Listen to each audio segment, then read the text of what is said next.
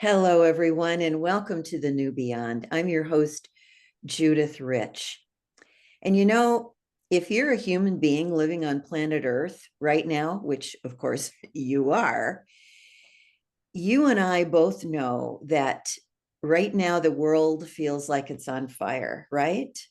We're standing in the rubble of democracy, witnessing the rise of authoritarianism, and many of us are asking, what can we do? My guest today brings us a powerful answer. Her answer? Something she calls soft rebellion. This conversation is for those who feel weary of fighting but refuse to give up.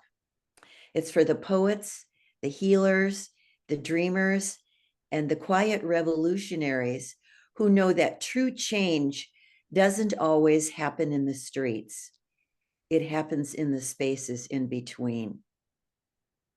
Join me as we explore what it means to resist in ways that are fluid, organic, and unstoppable.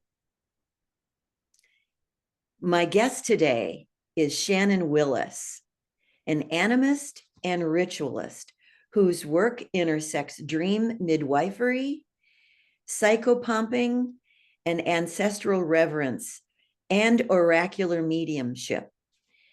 Through heart-centered rituals aimed at reestablishing balance and personal sovereignty, Shannon assists others in achieving clarity and rootedness by exploring the landscapes of the seen and unseen. She has over 30 years experience in transforming trauma and cultural wounding for both the living and the dead, and holds a master's degree in professional leadership and counseling, focusing on Jungian and Gestalt modalities. Shannon is the founder of Red Earth Healing and a student of Yoruba culture, having been initiated into the, I'm probably going to fracture this, Obatala and Osun lineages. In addition, she is a devotee of Nepali shamanism and practices various indigenous paths of her ancestors. Shannon is also a certified practitioner and teacher of Dr. Daniel Foor's ancestral lineage healing method. Shannon, I am so eager and excited to welcome you to the New Beyond. Thank you for having me, Judith. It's an honor. And thank you for making the space for me to speak about soft rebellion. I feel like it's an antidote for the times. I'll say that. I couldn't agree with you more, Shannon. I stumbled across your work showed up, your writing showed up on my Facebook feed a couple of weeks ago. And when I read it, the best word I can use to describe my response to what you've written is gobsmacked. I had never heard of this idea of soft rebellion. And for me personally, as a double Aquarian with an Aries moon, Aries being the pioneer, Aquarius being the sign of transformation, my mode has always been very fiery activism, vocal, out there, outspoken, the exact opposite of soft rebellion. And yet it's like your words grabbed me by the soul. I was so taken with what you've written. I just knew that I had to bring you here on the podcast. So as we record, today is March 20th. It's the spring equinox. And I know that you're leading a spring equinox ritual later today, yes? Yes. And you also shared that you're not in tip-top in physical shape right now. You're feeling a little bit ill, not at the top of your game. So I just really so appreciate your being here and spending time with us today. Thank you, Judith. Yeah, so tell us, Your work explores the intersection of ritual, ancestral healing, and deep transformation. So before we dive into and unpack soft rebellion, can you share a bit about your ancestral roots and how they brought you to this idea of soft rebellion? Because you've got some really ancestral roots. Share how you where you trace your roots back to. I would love to. I would love to. My, I am from Louisiana, from Cajun country, actually. um, which Ah, means that most people that are from central Louisiana are a melting pot of a lot of different cultures at the intersection of ancestors who are French, West African, indigenous to these lands, Scottish, Irish.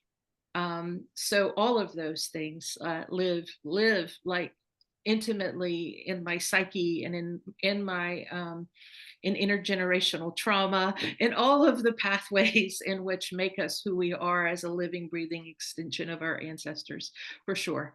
And uh, I, from the work that I had been um, doing, probably starting about 15 years ago, was to weave in a deeper connection with these like mycelial roots of who my people were intimately, to understand them.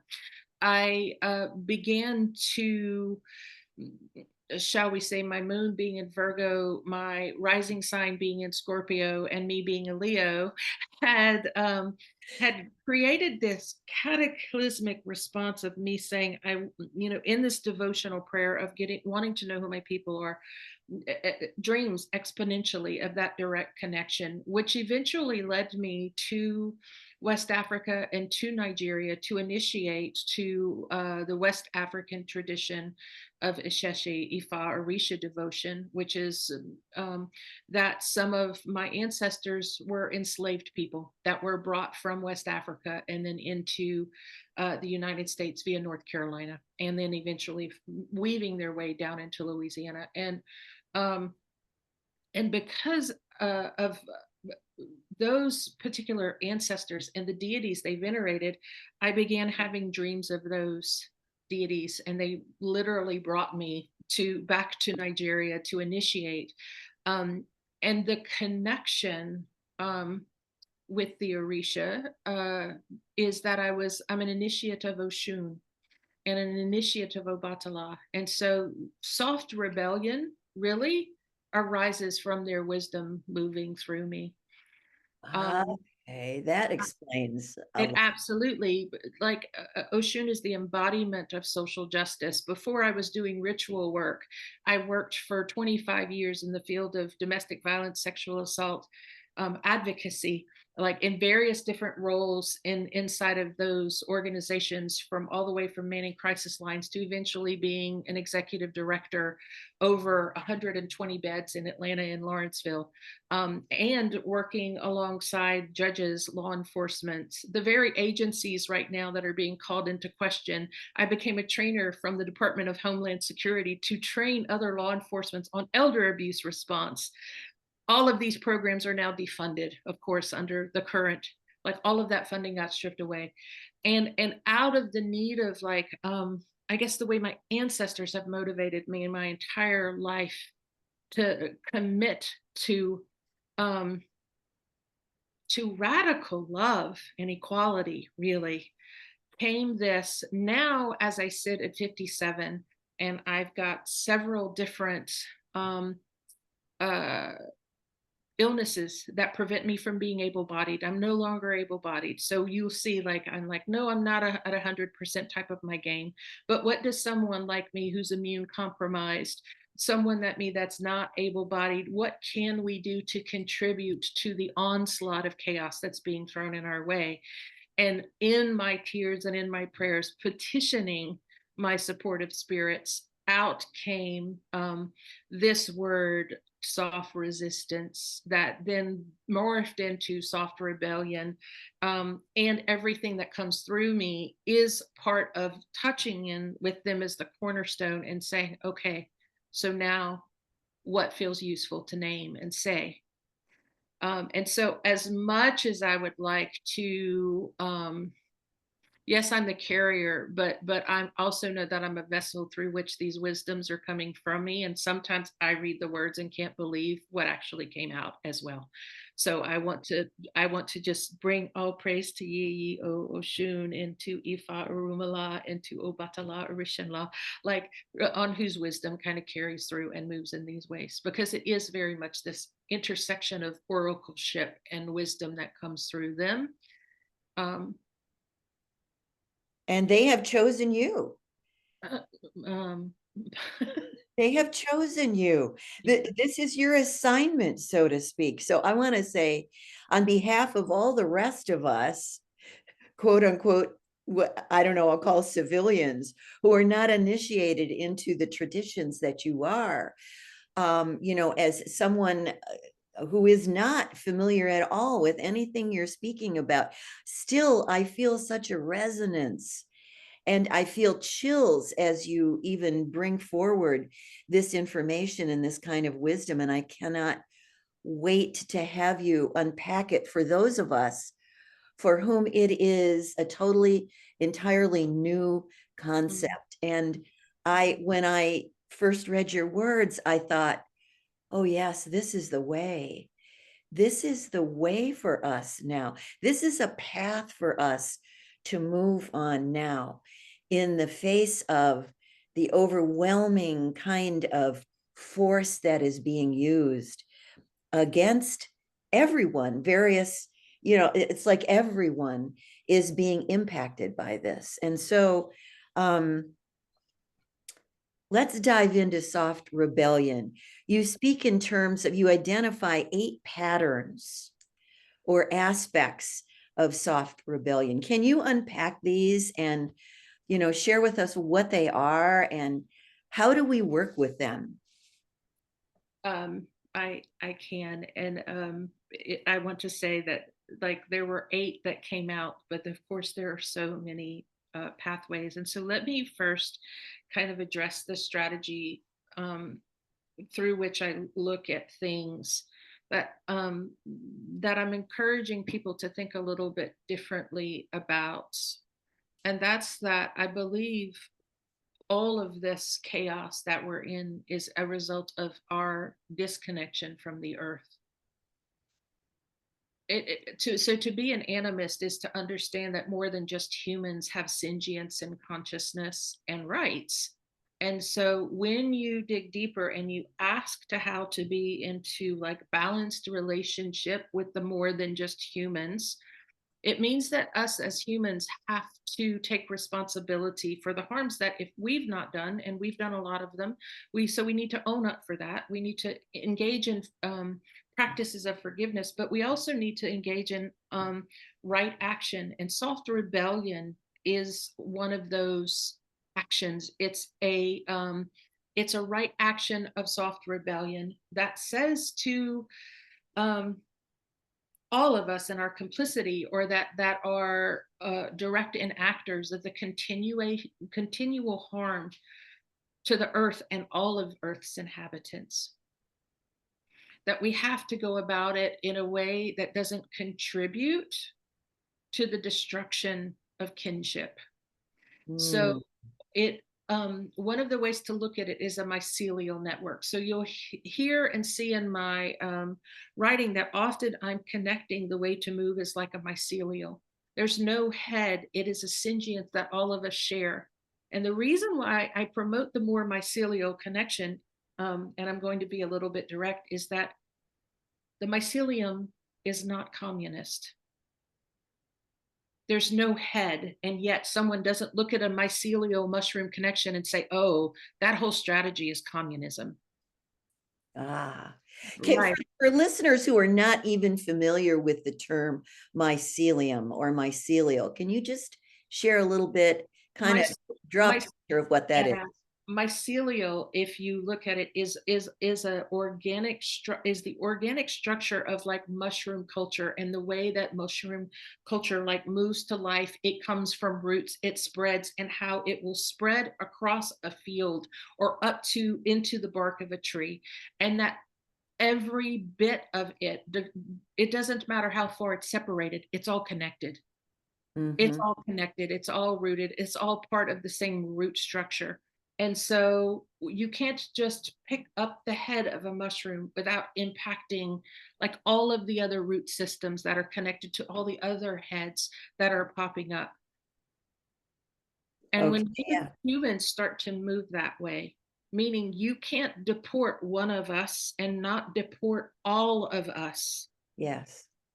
Yes. you start to understand like the ethos of understanding how interconnection works in a profound way. And sometimes that means that light gets in and might expose one side or one culture to have more sunlight than the other, and until it learns to, the other way I like to look at it is like when you look at a row of pine trees that have been planted, you can look at the landscapes of them and they're all the same height. One of them, the trees know that one of them doesn't need to grow higher in the middle of a pine forest than the rest. They're all in equal accord, they move as one, and their strength in that network, that root system, all rises at the same rate. And so we used to live, when I talk about earth disconnection, we used to live this way, deeply woven in. We knew how to have sustainable practices, not how to like um, to gather more grains on the side of a riverbank from one place and deplete it until there was nothing left, but to migrate and move so that the earth could regenerate, so that deer could regenerate, so that crops can regenerate. We do this through farming and crop rotations. There's a need. It's like you understand when you look at those networks, all of these people deeply entrenched into the earth know how to make the earth sustainable. It's, in other words, it's not extractive. And one of the ways that we're being disrupted right now is to be told that anytime we're having these conversations, that we talk about rising up together, that we're talking about taking care of the land, rotating crops, like making sure we don't take more than we need, we are called woke, and we are called communists, or we are called socialist, and we are called these things by people who are extractive. They want to take and to not give back in. So soft rebellion brings us to this point of not also alienating this group of people that are speaking this way, because we're interconnected with them. So we can't cut off their heads because Boy, they're, that's hard. That's hard because I that's what we want to understand, do, don't we? like yes, I understand, but they were born from the same grandmothers all the way back that we were. So to say to one child, you're not worthy, and to another child that you are, that's not the idea of mothering, really, is it? And yet that's exactly what these forces are in fact doing. Saying to the rest of us, we're not worthy, and only the people that they designate are. But that behavior is coming from wounding. Yes. Yeah. Yeah. Well, And we're in the realm of separation, right? that's right. As humans, we live in the realm of separation. So for the most part, we don't see or get our connection with one another. We don't really, we're so disconnected from even the concept. We all think we're out here as individuals, getting ours, so to speak. And that's the wound that comes from scarcity. So Yeah. if I'm a mother and I only have so much breast milk, like there's going to be one child that moves into scarcity to say, well, I want all of it, and then one child starves. Yeah. So we can move governments and we can move ecologies based upon scarcity, or we can decide as a community, as an earth connected mycelial network of beings, to look scarcity straight in the face and say, well, actually, it's not true. There is enough. There is enough. But it does mean that those who have been taking more than their share have to do this practice of what I call stepping down. It's the way that I learned it. It's like if you are in a place of privilege and you've had a seat at this table, then you need to step down and let people that haven't had it also have a seat at that table. And eventually, the ones who step back are going to feel so nourished. They're going to feel so fulfilled by everyone being satiated that there's going to be peace. There's not going to be war. There's not going to be, I want more. But the ones that are acting to grab more power are coming from scarcity. And we all know this. Everyone says it. They're fragile. They're weak. They're acting out of these things. Okay. So what do you do to fragile? What do you do to Yeah. you in a lot of practices, there's a practice that's called feeding your demon. You don't like dispel it, you actually give it what it wants until it's got so much of it, right, that it then like recesses. That's one way to do it. The other way to do it is in a compassionate action, is like to kill it. That's, there's a Buddhist practice that's like, well, the compassionate thing is to just let them reincarnate and like be done with it. And I'm here to say, well, I think we've tried those pieces. We've tried to just, one could say maybe the Democratic Party is like, oh, we'll just give them what they want. Eventually they'll be satiated. And then Yes. the other thing is we could say, like, go to war and we'll just kill them. Like, no, that's Yes. not the answer. So what's the third strategy? Yes. Herein comes soft rebellion, like as a way of saying, I want to enter into kinship with the entire, not just human beings that are making these terrible decisions on behalf of what they think to help other human beings, but to involve the earth, to involve actually nature, to reanimate us, to put us back into connection with the earth, and to let the trees and the waters and the birds and the flora and the fauna remind us of how satiated we are with them. Because as long as we're disconnected from those connections, we will continue to wage war. We will continue to hate. We will continue to see division. So a lot of this strategy, and I bring up 8 different facets, is not just addressing, again, I'm not centering humans. I don't want to center us as humans. I want to involve the other than humans. I want us to like reestablish our relationship with the earth. And I want to help people that don't have those connections, like nurse a deer whose mother might have gotten hit by one of our cars. And then to say, well, that's because we've deforested their lands and it's perfectly okay for all of these deers to die out. It's difficult to say when you're nursing something back to life that you don't deserve to live. So a lot of the strategies, Judith, are about helping people have conversations with people who are so dug in to individualism and earth disconnection that you begin to weave stories with them that help them remember earth connection. It sounds profound and powerful and deep. And how do we get there? It's what I'm saying is not also like some people are like, yo, but we need action. That that's just too soft. No, that's hard work. That is hard work. Like I think the first thing that so the first nuance that we talked about is refusing the script of fear. Yes. So in that refusal of the script of fear, we really have to sit with the earth. And we have to bring our collective fears to into the earth itself. That's millions of years old. that has definitely seen these times that we're in happen over and over and over again. And if we bring the question to the earth about our fear, we wait and we listen to what the earth has to say about that.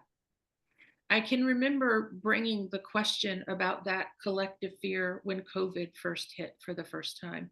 I've had COVID 4 times. It's part of the reason why I'm like me going outside of my little bubble still to this day is not the safest thing in the world for me.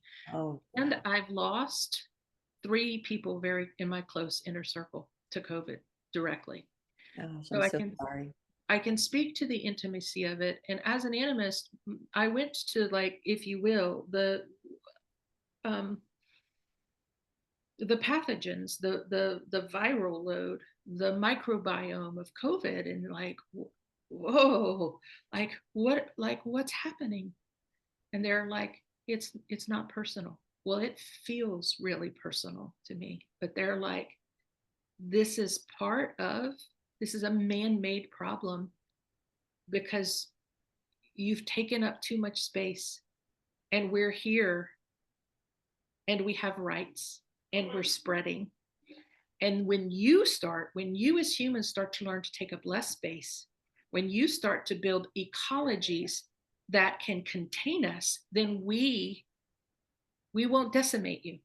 But you've got to learn your lesson. You've got to pull back into your homes a little bit more. You've got to let the earth breathe. And when we did for that 6 weeks or that 2 months, when there was quiet on the streets because we were all quarantined, the birds came out more, the fishes came out more, the deer came out more. And in time, everything leveled back out until everybody couldn't wait to get back to the normal again. And then virus spreads. So in a very real way, it's a like if we listen to the earth has a response, and the earth, like, we can be worried about the machinations of ego dictators, but I wouldn't underestimate the forces of nature either. Mm. Ooh, So, say more about that. well, it is cataclysmic climate change. It is if we don't tend to the earth, if we don't watch carbon emissions, the seasons change. The very natural resources that we need in order to survive get disrupted, they get turned over. Our plants, the life that our plants get to grow and grow crops, like, it doesn't let the crops yield as much. The soil doesn't compost the way that it should. The waters get over flooded with the polar, like the ice caps melting. The parts start to flood. Volcanoes start to erupt more. These are the forces of nature because of man-made choices to extract too much from nature. And yet the ones in power right now are in denial of all of that in the face of overwhelming evidence that it is real and it is happening. They are calling climate change a hoax. And so the rest of us are completely disempowered or feel powerless in the face of that. So move how do we collectively respond in ways that would change minds of people who insist that it's all a hoax, it's not really happening? I don't, yes, they're going to think it's a hoax, and they're going to try to convince you all that a hoax, but Earth Connection, again, is about reconnecting people to the earth. And it does a weird thing with our interseed of intuition. It helps us realize when disinformation is really hitting us, because they might be saying it's a hoax, but then the behavior is different. And for whatever reason, call it my oppositional defiance, call it my Scorpio, since I was like my first breath in the world, when people's words didn't match their actions, I knew something was not safe for me. Mhm. So soft rebellion is like, don't listen to the words, watch their actions. So watch the actions of the earth. Does the earth say that the natural seasons and the way that they're progressing, is that sustainable? Do you have more clean air or less clean air? Do you have more clean water or less clean water? people can say, oh, it's just fine, all they want. Oh, it's a hoax. The people are woke. But if you actually watch the Earth's behavior, the Earth is telling you. What is the Earth telling you? What is the migratory patterns of birds telling you? Our ancestors didn't listen to people's words. They listened to the animals. They listened to the rivers. They listened to the rocks. They listened to the mountains. They watched the way the seasons trip. And based upon these things, they knew when to migrate their tribes, when the time was spent in one place to move to another place. These people that want us to believe is a hoax are people that want to extract the resources from the earth for Yeah. profit. Yes. And so, what's the antidote directly, Judith, is to hit them where it hurts most, which is a soft rebellion of minding your purse. I'm simply suggesting that you do not spend your money with extractive organizations that are not earth conscious, earth centered, earth friendly. Like there are so many apps you can go to that says, please let me know which politicians, which organizations contribute to which party or what not. And so if people sometimes are saying like boycotts don't work, oh bull, they work. So where we spend and decide to spend our money is an exact, it's a soft rebellion. It doesn't require us going out and burning anything up. It's just simply like, you know what? This person is overcharging me for this service because it's a, they say that they're the best. And then I notice all their money is going towards super PACs and lobbyists. And yet here's this small organization that's not doing that. So I'm going to give them the money plus some because I want them to thrive instead. So I'm still spending my money, but I'm just making a wiser choice around where it goes. Right? So yes, so it's really us taking our power back by voting with our purses and our wallets and denying, well, we can see what's happening with Tesla right now.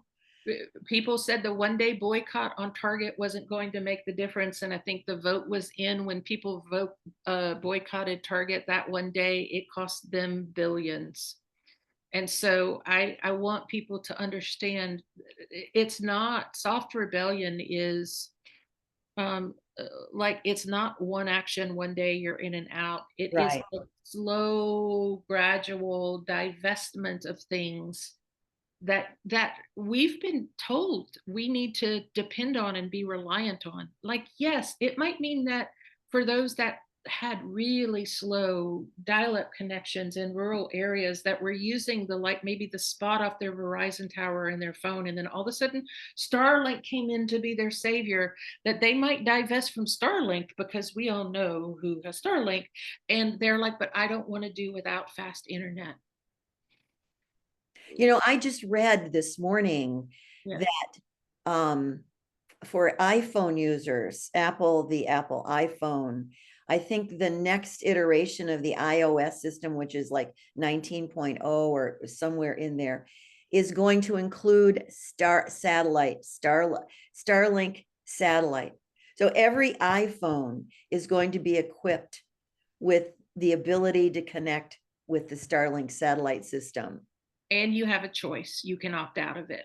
So the choice is overwhelmingly for all the iPhone users to say, well, thank you for offering it, but no. Yeah.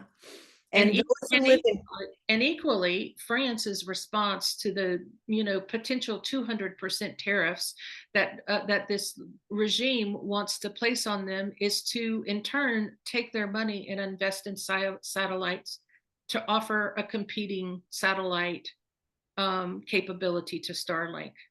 And so exactly. So what I'm saying is, like, my ancestors are French, and their rebellion of between King Louis and Marie Antoinette is not lost on the sacrifice that those ancestors had to go through in order to dismantle oligarchy and truly outrageous economy being in 1% in the top elite, while the rest of the nation of France were literally starving. Like, we don't want that level of dissension anymore. And so what are the antidotes and the things to do? The first thing is that our cell phones have created rampant individualism. You can't sit at a dinner table. I can't like get my children to come out of their room without them glued to a screen, and it stops conversations from happening. You can be somewhere and someone's going to be on their phone or feeling the necessity to do it. And so you can't you don't know who your neighbors are anymore. We have to stop that. Soft rebellion is like, no, okay, now we're going to start inviting people over to like dinners or barbecues or tea parties. And even if we don't all know each other, we're going to try to find a common ground. We all like to drink like apple juice. I don't know. Like let's have this sort of thing that we can all agree about and just get to know our hearts. It's not hard. It doesn't need to be a political conversation and a commentary. It's just like, hey, what's on your heart? Because when we start to see the commonality in people, when we start to see that people are like that baby deer that needs the nutrition, like then it's harder to dehumanize them. So right now there's division. Right now there's the woke people, and there's the Nazi fascist people. And all that does is help us not see that each of us bleed the same. Yes, yes. And so when we start to say, hey, I'm going to invite my neighbor over to a barbecue, and I will ask them a simple question such as how's your heart? And then they're like, well, I really can't stand these woke people. You can say, tell me what hurts you most about that. Tell me what you're most afraid of. Not, I'm going to come in defense. I'm one of those woke people, blah, blah, blah, blah, blah. Just like, help me to understand how you got there. Yeah. I don't have to identify as being woke or not. I want to know, like, what are you most afraid of there? And when you start to have those conversations with people, it's because there's this disinformation that has occurred to them that's been brought about. See, going back to the Civil War, what they did was at the time when you had indentured servants, you had enslaved people, and they became freed people of color. That's my fifth generational ancestral grandfather was a freed person of color, freed from his white slave owning father. They then began to realize that all of these people were going to need homes. All these indentured servants were going to need homes. And then there was housing scarcity, right? And from this housing scarcity, what did the landowners say? Well, very easily, we don't need to them be mad at us. We're going to make them fight with each other over what little they have. Mm-hmm. We're going to let the white people who need Medicaid and Medicare and Social Security and all these systems of government hate their fellow people that are enslaved or because they're taking that away from them, not us, because we never provide enough in the first place while we live fat off the hog. So what they did back then, and they are continuing to do to this day, is to pit disenfranchised people against one another. So when you ask people what they're most afraid of, it's going to be, I can't provide for my family. My family's not going to be able to get the medical care they need. We can't find jobs. Very real things that regardless of what side of the aisle on, the other 99% of us are terrified of. We are a common voice in that. And we need to remind each other of that. And then we need to say, well, how is it that we have so little while 1% has so much? And that 1% is killing the earth, is extracting the earth for more. So once we can start to say, well, what does soft rebellion look like? First of all, it means divesting from that 1%. That's the first place that I want everyone to go to. Anyway, in Soft Rebellion, it's like ritual and action. Where are you complicit by continuing to support this narrative of billionaires and trillionaires now? Mercy. Yeah. Yeah. Like, so it is that, like, so it just, as we're going through, if we look at these like narratives of refusing to um refusing the script of fear, which means throwing your neighbor under the bus, being afraid of your neighbor. Number two, sanctuary networks. That's building these connections. That's having these real meaningful conversations. That's understanding in a real way. And I don't want to, I mean, we can go on and on about this, Judith, but like, there is real harm in understanding that some of your neighbors don't care if you breathe your next breath. So I'm not talking about those people that are like that. I'm talking about those people who are like, I've got some relatives that I can legitimately say, including my own siblings, that I can legitimately say, WTF, I can't, I know I'm the redheaded among us. However, you are all mostly teachers, and the Department of Education is about to get ripped out from underneath you. Most of the kids that you teach need the free lunch program. That's taken away. That's been taken away. And so I want to know help me to understand your level of fear around that for them. If you can connect to the fear that those children might be feeling in their bodies. You know what I'm hearing, Shannon? Because I always talk about curiosity as a superpower. Me What I'm too. hearing you say is that let's be curious about what's going on underneath, those who are fearful and those who are defending. Let's be curious about that and go in from a place of curiosity about how does that live for you, rather than having a preset mindset that, well, that's wrong, or they think I'm wrong, or I'm comparing, or I'm in judgment. Curiosity. I have 3 C's, Judith, that I teach and often time in my work because I guess people were talking directly to their well ancestors. Is it not a normal mainstream practice?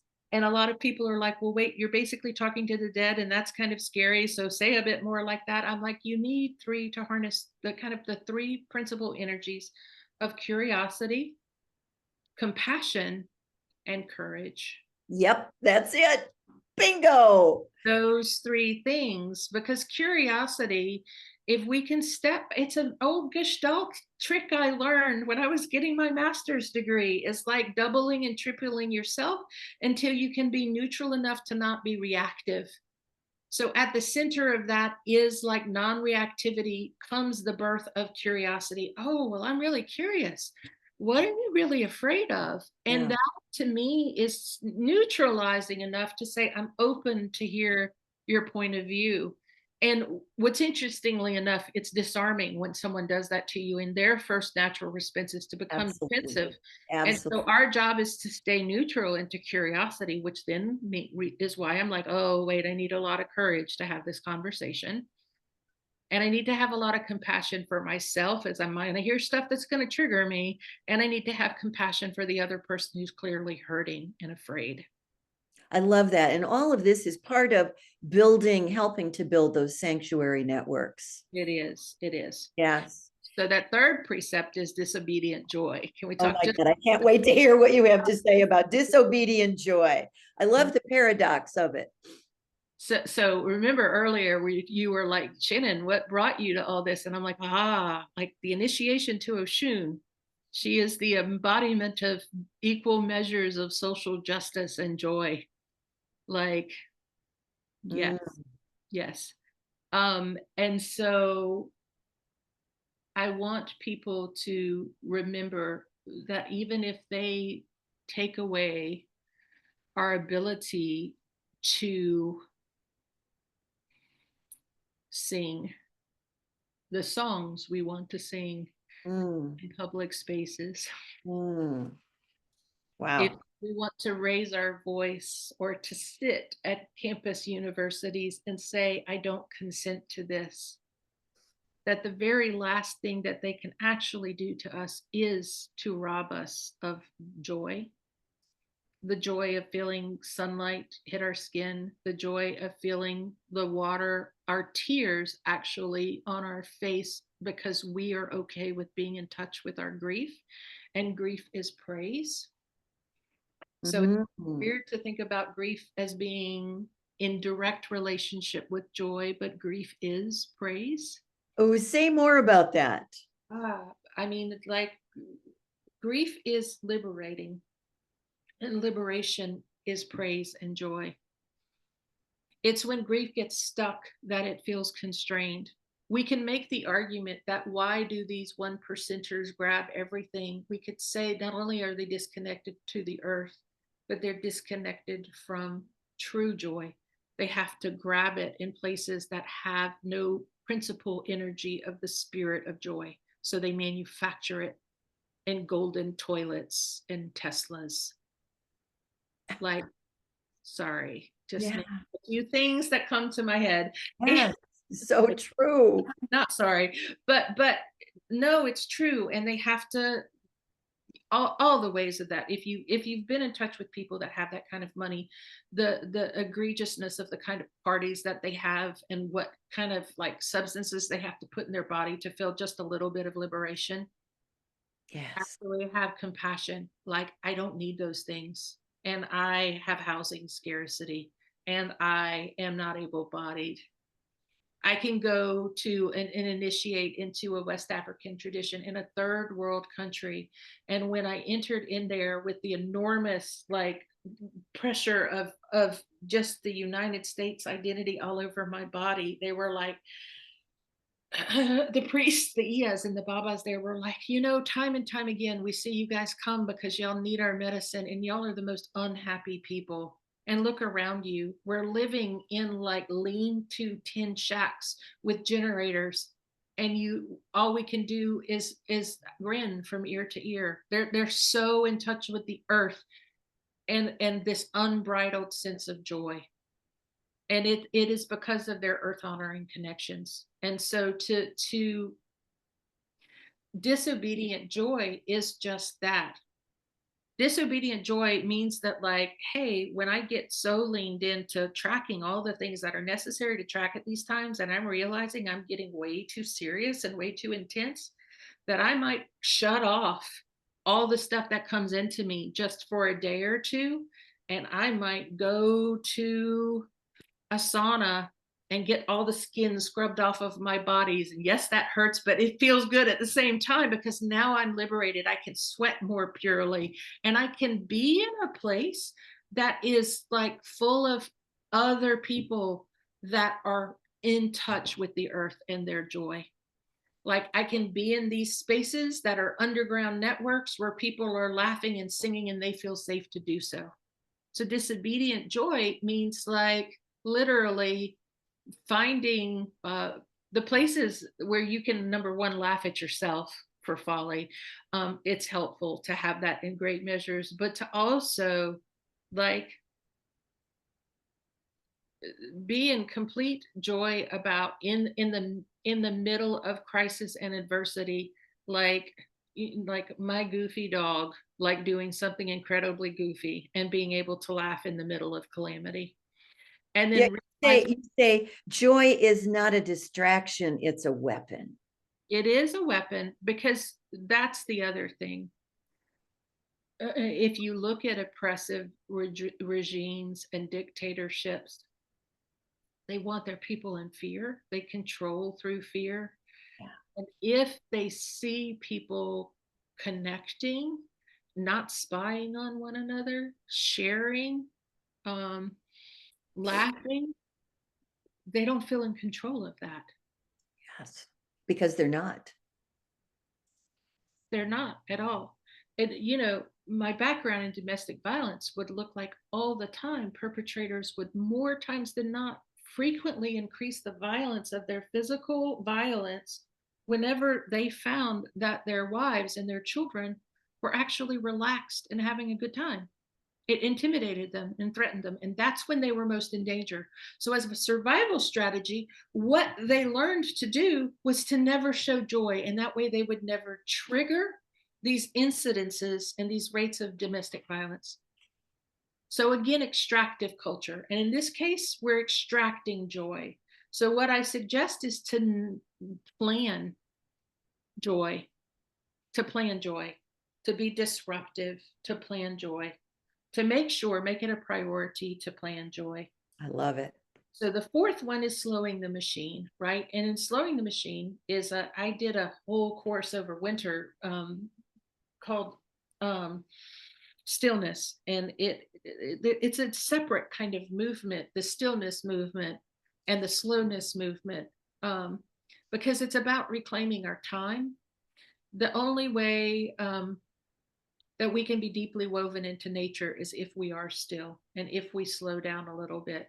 And so, like, this is where I go back to what I said about, people were in such a race to get to the normalcy after COVID. And I was dreading it. I wanted it, everything Me too. slow. Me too.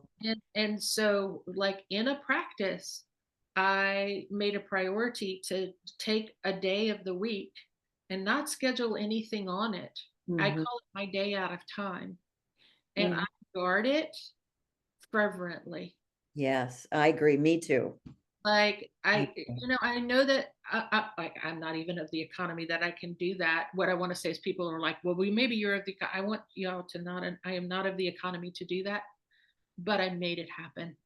So part of it is like, start to find ways, maybe take an hour, maybe say, okay, when I wake up in the morning, I have an hour out of time. And that means that I'm just going to wake up in the morning and I'm going to go back into a dream, or I'm going to linger just a little bit longer in the bed, and then love it so much as a disobedient, rebellious act of joy that you're like, how can I shift things around where I make this 1 hour too? That's how I started off. And then I started to realize that I could actually do a lot better and be more productive if I took the entire day. And when I started taking the entire day, I actually am better off than before when I was working 80 hours a week. Wow, listeners, are you hearing that? That is so I scientific. know it's crazy, but Yeah. it is the way that it works. And I'm not even going to say I'm smart enough to figure out how it does. But it is about the health industry and burning the candles at both ends, and how, be careful. And I'm not talking about just work, I'm talking about the energy that you give to other people Yes. that want to take your time at the expense of your own well being. It feels like exhaustion is actually glorified in our culture. It is. So it is okay to say no, and it is okay to adopt the statement, I'm not responsible for how my no makes you feel, Hmm. right? Say that again. Let that land. Say no, and then say, okay, no, I can't commit to going to that extra party. I know you really need me there. And then you're like, I say no, but then I'm like, oh, maybe there's FOMO, I'm missing out, and maybe I'm disappointing them. No, you say no. And I'm actually not responsible how my no might make these other people feel, because I need to take my time back. Wow, that's really powerful. That's That means advocating for yourself, like at work, like, no. And I've seen people do this. They've got like 9 to 5s, but then their employers expect them to have their phones on all the time and answer emails after side. They were, no, no. If you want me to be on my phone and answer emails after work, you're going to pay me my hourly salary for it to be on, because that is not their time. That is your time. So, like, it can be like, no, I'm sorry, I'm leaving my work phone at work. wow.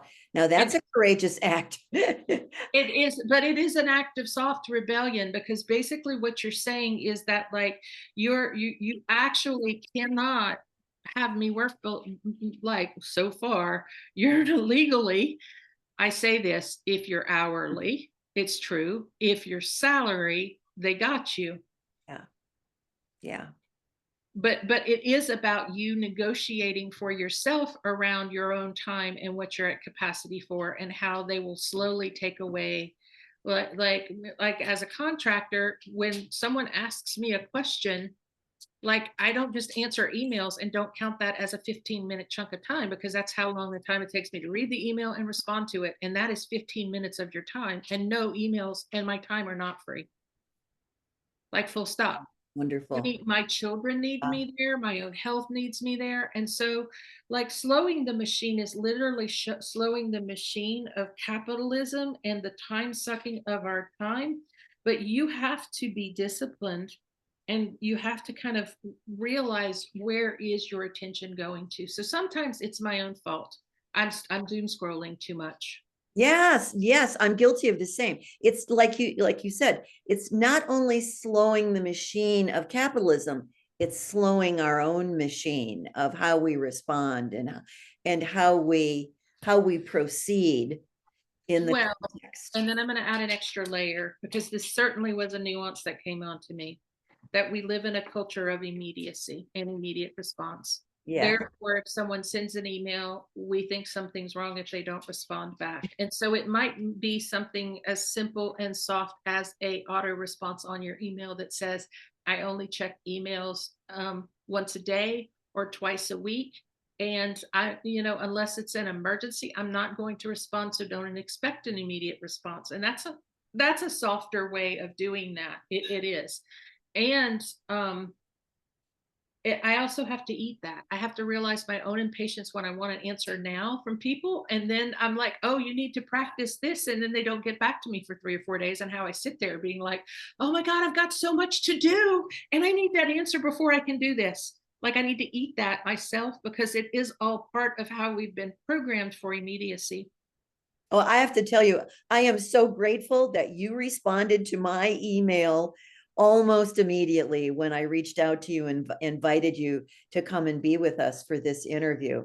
I would have gone into a lot of anxiety probably if I hadn't heard some definitive answer from you right away. So I It was the day that I answer emails. Your synchronistic time of sending it was the exact time that's like my email day. Oh, well, there are no accidents. I'm grateful for the guidance from spirit for me to reach out to you. Talk about decentralized resistance. That's another one of the 8 aspects. It is. And so it involves not, it involves everybody taking a seat at the table in leadership.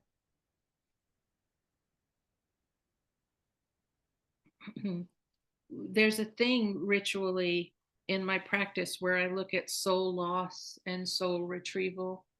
And sometimes we get so hopeless that we feel like we can't take care of ourselves. So we give parts of ourselves for other people to take care of us for us. And we do it unconsciously, right? Um, and sometimes people will come in because they think they know what's better for us. Governments do that, and they'll take parts of our soul from us too. And eventually what might happen is we get so disempowered that we look for others to take the lead. We look for people to be gurus. We look for people to be voices of authority. And if we're not careful, we yield to fascism and authoritarianism. Yeah. So you can't have a new way of being in the world and moving in the world like a mycelial network, like an earth honoring natural tradition, without understanding that everyone has equal onus in how we move forward. So decentralized resistance is about not waiting for the Messiah to come and save all of this mess. The Mhm. Messiah is in us, is in all of us. That's so powerful and so God is in all of us. Like each of us has relegated spirits that love us, that came in with us from birth to help us fulfill our destiny.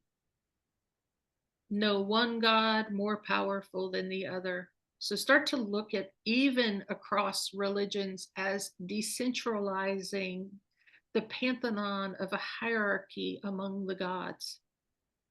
That the gods are interested in the earth and all of the non-humans as much as they are the humans, so that we regularize ourselves. It's an important practice to decentralize, looking for um, looking for us as humans to actually lead the way. If Yeah. there's a part of the land that says, I am dangerous, I am volcanic, I am ash, it is the, like, it's the shepherd, it's the steward of those that live underneath them, not the humans that decide to build a house on them. That's arrogance and defiance, because the volcano erupts and there it goes. And you weren't so powerful after all, were you? Like, so to understand decentralized resistance is to understand we are part of a mycelial connection and there is no head. That means that, Judith, like, it is this, like, I might be the carrier of what, came through in a waking dream, like they send me crazy waking dreams all the time, um, of this notion, but it's them that are looking for all of us to kind of step up and do something about the state of the world we're in, and say, no, we're not going to make Shannon like the leader of this. We're not going to, like the words are coming through, but these words are not hers. Yes. They're all of ours. It's the consciousness in the work that I do in leadership and transformation. It's the consciousness that we teach that says, if it's to be, it's up to me. So I assume sovereignty and I assume agency to be in action, to make a difference in some way that I feel called to be and do and create. Yeah. It's the awareness and the understanding that each of us carries a responsibility, and that we don't carry it as a burden. We carry it as a privilege. And so, because no one person is responsible for all of it, it allows us all to organize in our homes and card campaigns and zines and other forms of resistance that spread. We're not waiting for any one person to tell us to do a thing or give us permissions to do Yes. things. Yes. Yes, Yes. We're the source of our own permission. that's right. And I think people don't really get that. I in my work with people as a coach, I experience that people do not give themselves permission to choose, to be a choice. People do not give themselves permission to express what's inside. I mean, so many of us, if not most of us, are conditioned from childhood to meet someone else's expectation, to wait for someone else's permission to express or take action. And that's a hard one for people to, I'll say, escape. It is. We've been conditioned. Yeah, we've been conditioned. And at times, the oppression is so much, we've been disempowered. And Yeah. so we don't know how to even begin. So Yeah. again, moving to states of curiosity, compassion, and courage. A little small steps to reclaiming your voice, little small acts of soft rebellion, of taking like 15 minutes to go dig your toes deep into the earth. These little things, um, and to consciously make an effort to say, to whoever of the many-faced gods that you may venerate, to call out to that one and to say, truly help me release anything that's not for me. Mm, Return to me what is mine. mm, mm. Ooh, let that sink in, listeners. Yeah. It's the next part of like where we're at in the rituals of rewilding. So how do we do that? It's just that like those two kind of carry on. Rituals of rewilding are just really again earth connection. It is that me understanding that every drink of water that I take has come from a source deep from the earth's belly. So it might help me to connect with the water first if I offer a prayer of gratitude into the water before I put it into my body. Mm. Like if I might then, before I even take that first sip every morning, walk out to the earth and thank my ancestors of land and place and the ones that came before me and endured long suffering. Like, hey, in case you're thirsty or were ever thirsty, have the first drink, because it's important that I realize you have been thirsty and you have been quenched and you might need it before I don't need it right now. So here, take it first. So those are acts of rewilding. Little sweet acts of rewilding might look like carrying like wildflower seeds in your pockets, and as you're going through parking lots, like spreading them so they'll go into the cracks, and then all of a sudden there's like all these wildflowers taking over like parking lots. Like that's a kind of soft rebellion, isn't it? It's How beautiful, how profound. how do we rewild these spaces? Like, how do we say, no, I don't need to, like, I don't need to spray my lawn so it looks green or put pesticides down in the lawn so that it kills the butterflies that bring us honey that make us sweet. Like maybe I can let the natural weeds come up, the chickweeds, that's a form of medicine in my yard, and or the violets that looks like a weed that I can actually pull up and turn into a tincture that will help me with my immune system. Like these are all, letting it grow is an act of like soft rebellion in reclaiming our own landscapes in our own yards, in terms of like, no, it's, you're not being irresponsible by letting your yard go high. You're actually being responsible for the winged ones who don't have opposable thumbs to help you actually have immunity that you need. You know, this is a total reframe for me because every morning on my morning walk, and I go the same route every day, I pass by a house who just completely lets their yard go. The grass is so tall that it starts to flop over on the sidewalk. And, you know, I'm always grumbling to myself, why can't this person take care of their yard? You know, aren't they responsible for what happens, you know, to pedestrians on the sidewalks? I find myself in total reactivity to this person who doesn't take care of their yard. And now you have just completely reframed that as a possibility. I'm not sure that that's his intention. I actually think it's really neglect. But it's certainly a But, different way for me to experience. that soft rebellion might be a note in his mailbox that's like, I don't know why this is happening, but like if it happens to be because you're trying to let nature do its thing, then I just want to say thank you. If it's because you actually need help, like please like leave a balloon out, or please like, that balloon's not very earth conscious, but like please leave a note somewhere out where I can find it that says you might need help taking care and like of some needs that you're not able to meet yourself. Because again, it goes back to that strategy of number two of like creating connection.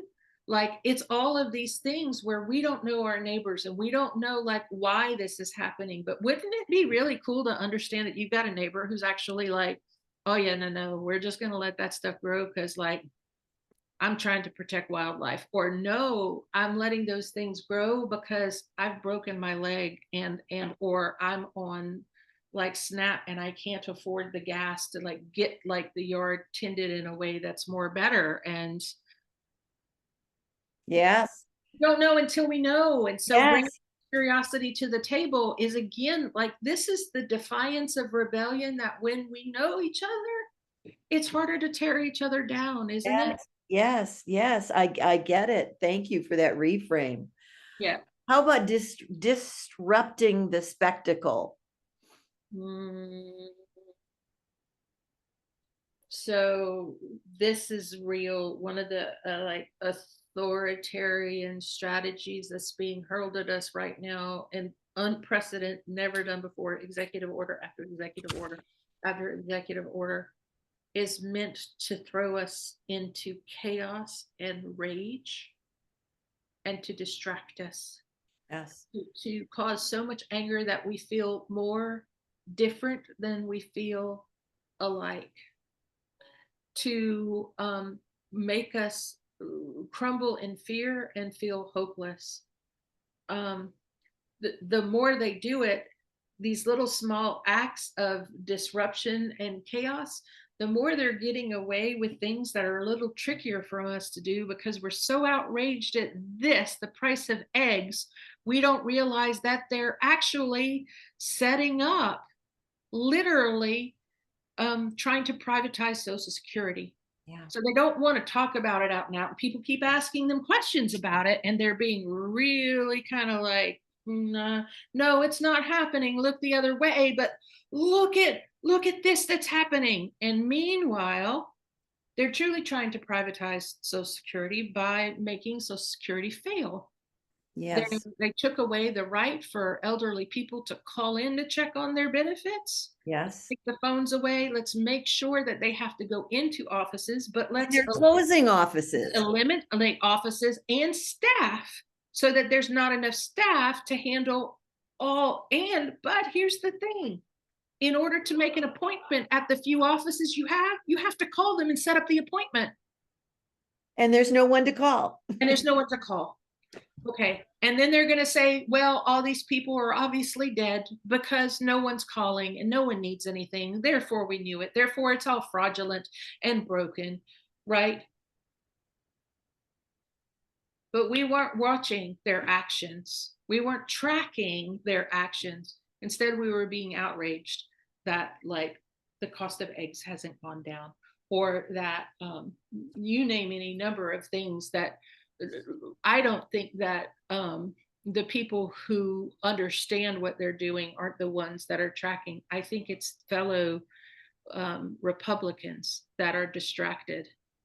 They're distracted by Yeah. all the outrage that we are having about these things. And they're like, I was looking at this post today because, like, I follow them because I really truly want to see what these people are thinking and believing and why they're believing it. And some of the things, like the facts that are actually coming out about what they're doing to dismantle Social Security, they're saying is all a hoax, that it's not actually happening. And that to me is like baffling, because if you can do any amount of Google search and go and you can actually find where it is, but they're believing disinformation, which is the last thing we're going to talk about. They're believing all of these things because that stuff is being thrown at them. Are protesting, are burning Tesla things, are like necessary. But this is what Fox News is just using to prove that we're crazy making and that they're having their rights taken away. In the meantime, while they're doing all of this, they're disappearing people. They're sending 300 people away without due process. You know, they're stopping, blocking, and denying, like, a Canadian citizen with a proper visa and detaining her for 2 weeks without anyone knowing where she is, right? From being able to get back to safety that she was willing to pay for her own ticket back to Canada. And so if you can imagine what they're doing to disrupt by bombarding us with spectacle, our job is to disrupt it. So disrupting the spectacle means doing our diligence. It means when we're going to share something, we need to fact check it every single time. Yes. We're so angry, we might want to post something, but, like, they have dismantled and basically opened the floodgates for disinformation and misinformation to come into our internet. And there are people that are creating false things and false narratives on both sides of the aisle now. It's not just them, it is also us. We pick up one thing, we think it's true, it's a meme. It probably started off as a hoax or a joke, but then people take it for factual. So it's literally vet your information before you share it with people. Bam. Like 100%. You can't like it's not hard to like go to disrupt the spectacle. It's like not use United States news channels. I want you to go to Al Jazeera. I want you to go to the BBC. I want you to use Reuters. I want you to use the Irish Times. Like, oh my goodness, the Irish newspapers, they've got a lot to say about what's happening in the United States right now, especially since they want to put a 200% tariff on Ireland. And therefore, it's going to make the cost of everybody's whiskey go up. I think then we might get people's attention because they'll be like, whoa, now you're messing with my whiskey. Like, Oh, that is powerful. Listen to this, listeners, get this. These are very valuable support systems for us to become aware of. I was not aware of, is it the Irish Times? I think that's the name of it. Like there's the Scottish, I forget what the Scottish Herald is called, but not only when you like go to their newspapers and other countries' newspapers, you really start to get the pulse of how we in the United States are no longer the leading country on freedom and democracy. Wow, that hurts too. We aren't, Yeah, not I anymore. know.